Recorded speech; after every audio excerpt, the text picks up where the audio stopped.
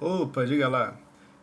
Tô gravando esse vídeo para responder a dúvida do Alex Porto, que me perguntou aí em algum comentário agora, não lembro de qual vídeo, a diferença de cinismo,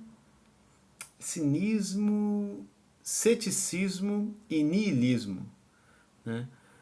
Então, vamos lá. A principal. Vamos primeiro entender o que seria cada uma dessas correntes, né? Quando a gente fala em cinismo, você pensa primeiramente na pessoa que está desprezando as convenções sociais, né? Por exemplo, o casamento, né? O casamento é uma convenção social, ou seja, é uma norma criada pela sociedade. Norma aqui no sentido de ser normal, né? O que a sociedade coloca como normal, e até mesmo o que espera que você faça, né? Então, o cínico ele vai desprezar as convenções sociais e ele vai entender que quanto mais natural for a vida, e por natural aqui entenda natural como oposição ao que é convencionado socialmente, né? Então, a vida mais natural possível seria a melhor vida possível, né? Quanto mais a gente se afasta das convenções naturais, melhor. O cínico entende que são as convenções que nos deixam doentes e que nos atormentam o espírito. O principal exemplo é o Diógenes, né? O grande expoente aí dessa corrente filosófica. Eu sempre gosto de fazer um paralelo com o filme O Clube da Luta também, né? Eu acho que esse filme expressa bem essa parte do cinismo, né? Principalmente quando o protagonista tem aquela fala famosíssima, né, que ele diz: temos empregos que não gostamos para comprar coisas que não precisamos, né? O que dá a entender que toda a nossa vida gira em torno de problemas que são frutos de convenções sociais, né, que o próprio ser humano cria, né, e que então a vida boa, a melhor vida possível seria a vida que consegue escapar dessas convenções, né? Quanto mais natural, melhor. Beleza, isso é o cínico. O cético é o cara que vai entender que o conhecimento não pode ser alcançado pelo ser humano, né? Existem três maneiras de ser cético. A primeira, dizendo que a verdade ou o conhecimento não existe. A segunda maneira é, se ele existe, né, ou seja, pode até ser que exista verdade, mas o ser humano é incapaz de alcançá-la. E a terceira maneira é, tá, pode até ser que exista e que o ser humano alcance, mas ele é incapaz de comunicar, né, que aí já entra nos problemas da linguagem, né, se os símbolos que usamos para expressar a linguagem conseguem de fato tocar nas coisas, né? Conseguem dizer sobre a verdade das coisas. Mas, resumindo, o cético ele vai pensar na impossibilidade do conhecimento. O grande exemplo aqui de cético eu diria que é o David Hume, já filósofo moderno, né? Que ele vai entender que o conhecimento nada mais é que a crença no hábito. Então ele vai dizer, ó, o que vocês, aí cientistas, chamam de conhecimento, nada mais é do que uma crença no hábito. Por que eu sei que o sol vai nascer amanhã? Porque todo dia ele costuma nascer, ele tem o hábito de nascer. Então o que eu chamo de conhecimento é meramente essa crença neste hábito. Bom, isso é o cético. Já o niilismo é o filósofo que ele vai afirmar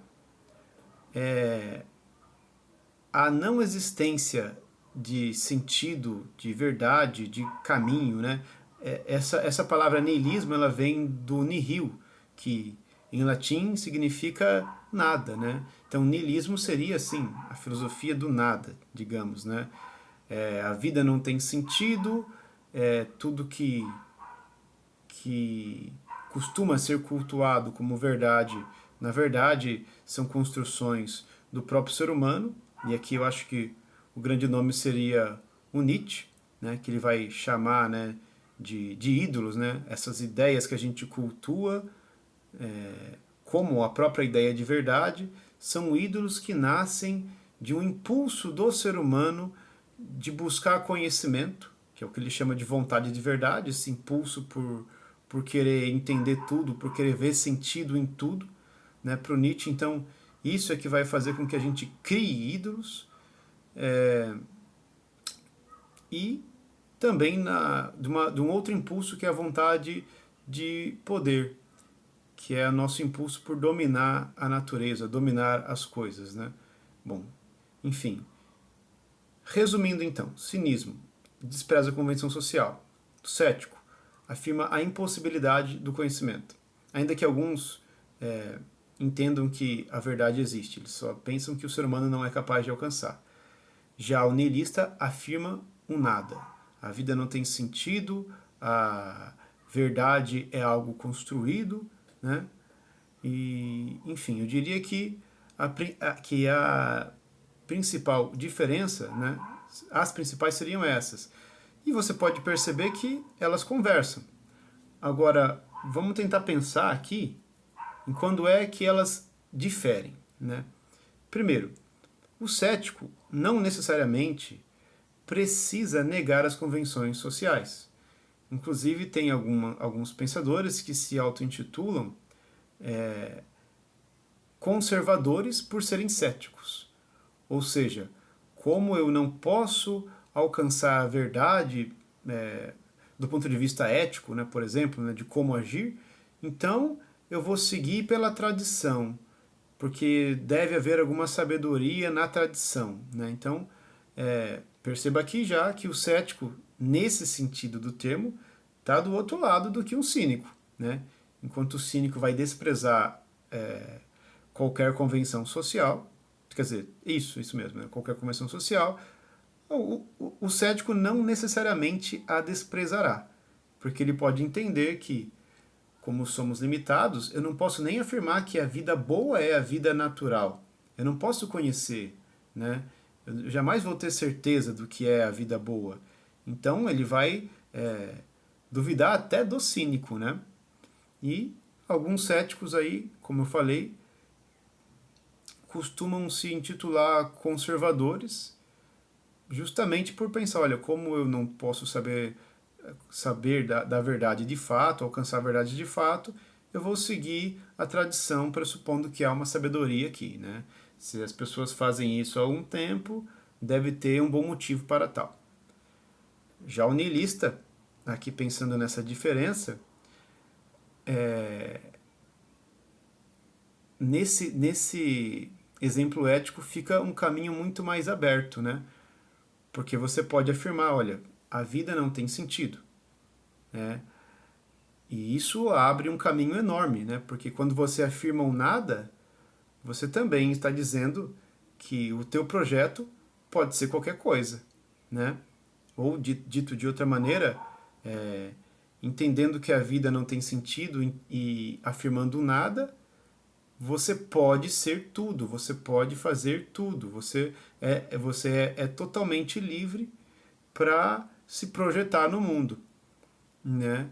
E essa liberdade, né, no vazio, no nihil, você pode usar para defender uma postura cínica, para defender, sei lá, alguma tradição que você goste. Então perceba, o fato de você ser nihilista não significa que você não vai defender nada, né? Porque o Nietzsche mesmo, ele vai pensar nessa questão da vontade, né? Então, ele dizia, por exemplo, que a gente deveria sair da era do tu deves e entrar na era do eu quero, porque para ele, no fim das contas, era de fato um eu quero, né? Exemplo, né? O homem tem direito à vida. Por que a gente diz isso? A gente pode usar várias justificativas racionais para dizer isso. Só que o Nietzsche vai dizer, olha, no fim das contas é só porque você quer que o homem tenha esse direito. Porque a gente é ser humano e a gente não quer ser morto, né? Então, no fundo, o que justifica as nossas crenças, valores, é um eu quero, né? Então, dentro dessa perspectiva nihilista, você pode defender o projeto que você quiser, né? Seja ele atacar as convenções sociais e se aliar a um cínico, ou seja ele até defender alguma tradição que você goste, né? Não, eu gosto do casamento, então eu vou defender essa tradição que é o casamento. Nada impede que um niilista a defenda, né? Porque, como eu falei, quando você defende, quando você se descobre nada, a possibilidade é infinita, né? Você pode ir para qualquer projeto, você pode ser tudo, né? Para falar de uma maneira mais simplificada aqui. Bom, tentei dar uma resumida, cara. Espero que eu tenha te ajudado com essa questão. Qualquer coisa, se ficou alguma dúvida aí nessas minhas falas, pode comentar aí de novo, a gente vai conversando, tá? Valeu, Alexandre. Alex, não sei. Abraço.